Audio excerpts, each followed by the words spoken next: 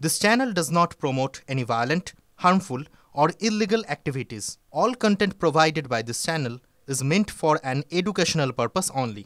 Top quality और consistent performance के लिए सिर्फ सिल्वर पंप नाम याद रखना। মিউচুয়াল ফান্ডে বিনিয়োগের মাধ্যমে একটা বড় তহবিল তৈরি লক্ষ্য থাকে বিনিয়োগকারীদের। সঠিক ফান্ড পছন্দ করা ও একটা নিয়মের মধ্যে থেকে বিনিয়োগ করাও খুবই জরুরি। 10 বছরে 3 কোটি। কোনো বিনিয়োগকারী যদি মাত্র 10 বছরে 3 কোটি টাকা জমাতে চায় তাহলে একাধিক বিষয়ে তাকে নজর রাখতে হবে। প্রথমত, তাকে মাসিক 60,000 টাকা বিনিয়োগ করতে হবে। দ্বিতীয়ত, সেই বিনিয়োগকে বার্ষিক 20% হারে স্টেপ আপ করতে হবে বা বাড়াতে হবে। যদি সেই বিনিয়োগ থেকে বার্ষিক 12% রিটার্ন আসে তবে 10 বছরে 3 কোটি টাকা পর্যন্ত পৌঁছে যাবে ওই বিনিয়োগ থেকে রিটার্নের অঙ্কটা। লার্জ ক্যাপ মিউচুয়াল ফান্ড, যদি কেউ 10 বছর আগে কোনো নিফটি 50 মিউচুয়াল ফান্ডে বিনিয়োগ করে তাহলেই সে তার এই অভীষ্ট লক্ষ্যে পৌঁছাতে পারবে।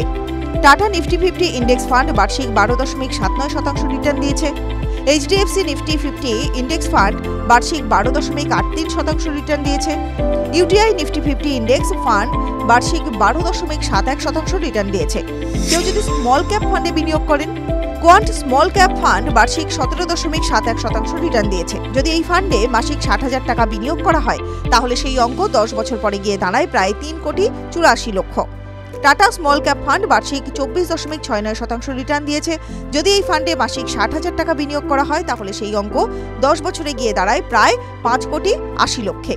Nippon India small cap fund বার্ষিক 25.15% রিটার্ন দিয়েছে।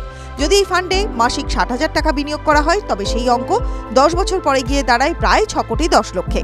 আর যদি বিনিয়োগকারী মাসে 30,000 টাকা বিনিয়োগ করে তাহলে 10 বছরের বিনিয়োগে সে জমিয়ে ফেলতে পারে প্রায় 3 কোটি টাকা। কোনো বিনিয়োগ করতে চাইলে সে বিষয়ে যথাযথ তথ্যানুসন্ধান এবং অ্যানালিসিস করুন। এই ভিডিও শুধুমাত্র শিক্ষাগত উদ্দেশ্যে। টিভি9 বাংলা বিনিয়োগের কোনো উপদেশ দেয় না। বিশেষ দ্রষ্টব্য, যে কোনো বিনিয়োগে বাজারগত ঝুঁকি রয়েছে, ফলে আগে বিনিয়োগ সংক্রান্ত সমস্ত নথি সাবধানে পড়ে নেবেন, তারপর বিনিয়োগ নিয়ে সিদ্ধান্ত নেবেন। টিভি9 বাংলা ডিজিটাল।